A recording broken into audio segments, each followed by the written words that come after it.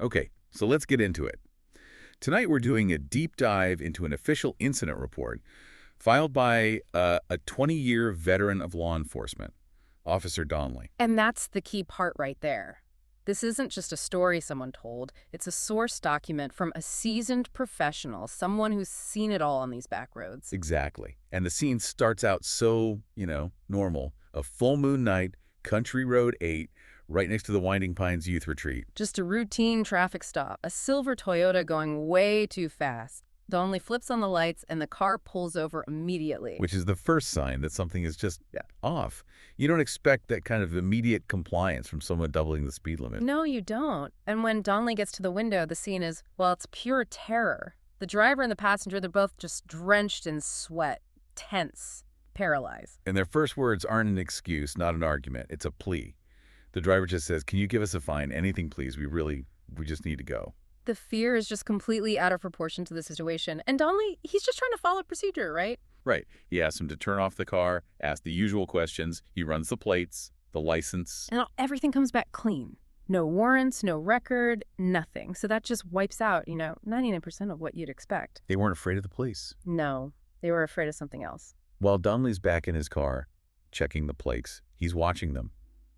And the tension it skyrockets. When he walks back to the car, the driver's head is twitching. His leg is just bouncing a mile a minute. And his eyes, they're darting everywhere.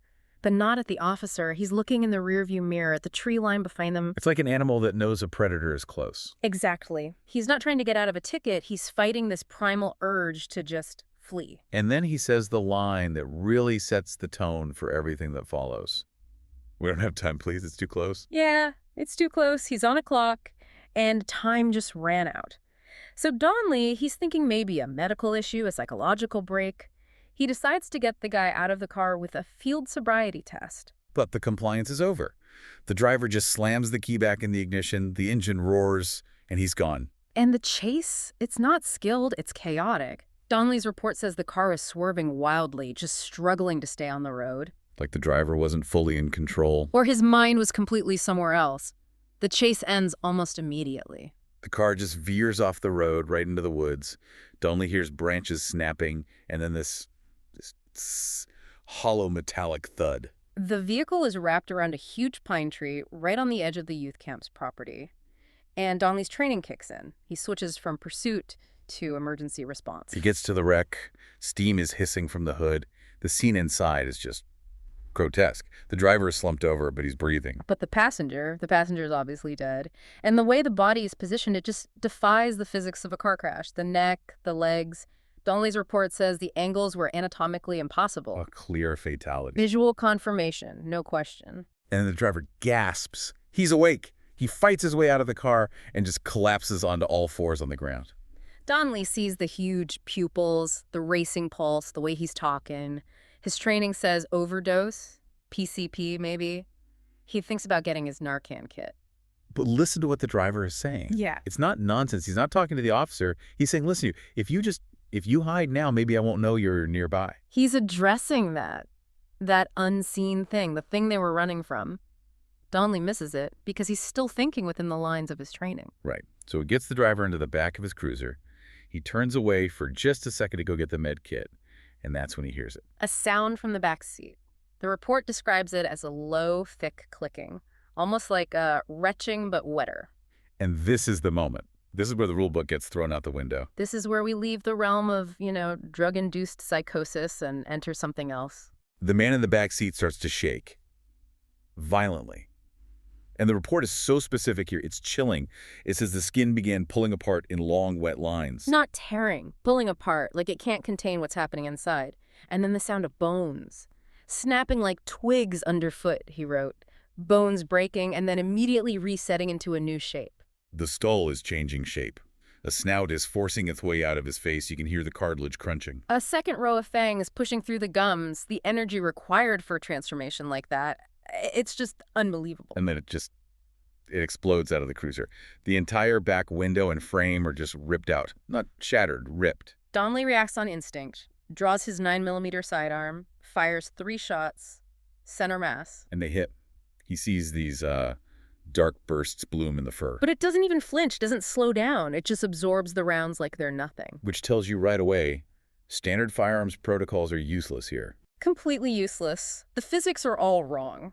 It's like shooting at something not made of normal matter. And then the creature, it just ignores him. It's focused on something else. Its head lifts up, its nose twitches, and it seems to hear something in the distance. A bell, the report says, or something like it. And it takes off, on all fours, running straight for the Camp Winding Pines youth retreat. So now Donley's situation is just, it's a nightmare. Backup is an hour away. His car is destroyed. And that thing is heading towards a camp full of sleeping children. His training takes over again, but in a new way. He's not a cop anymore, he's a protector. He goes to the mangled trunk of his cruiser and pulls out the shotgun.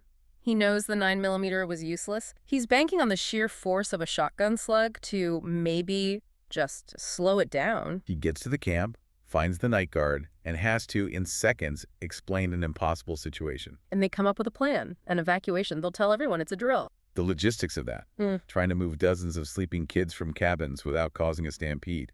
It requires just total focus, whispering, stay low, stay quiet, cabin by cabin. Until they get to the fourth cabin, and they see it. At the bottom of the door, deep, fresh claw marks gouged into the wood. It's already here. It beat them to it. They push the door open. The air in the room feels, he said, colder, thicker. The guard just freezes and points up. And there it is. Crouched on the ceiling beams, its claws dug into the wood, strands of mucus dripping from its jaw. And it's staring down at the smallest child in the room, asleep in a bunk bed. Donley doesn't hesitate.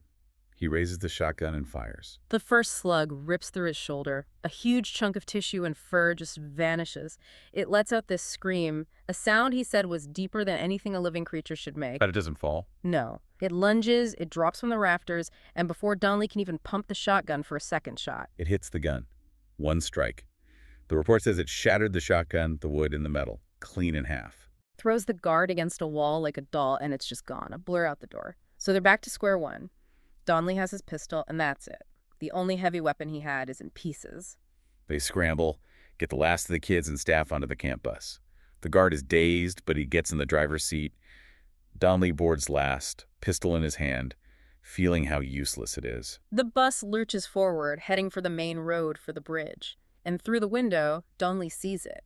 It's running alongside them in the trees, keeping pace effortlessly, even with its injured arm. And just as the bus starts to climb the little hill before the bridge, it leaps. It lands on the roof with enough force to shake the whole bus. And then a claw just rips through the steel roof above the driver. Tears it open like a tin can. The report describes a clean diagonal motion. The guard is decapitated. Instantly. The bus veers, flips onto its side, and slides right to the edge of the bridge, overlooking a dark gorge.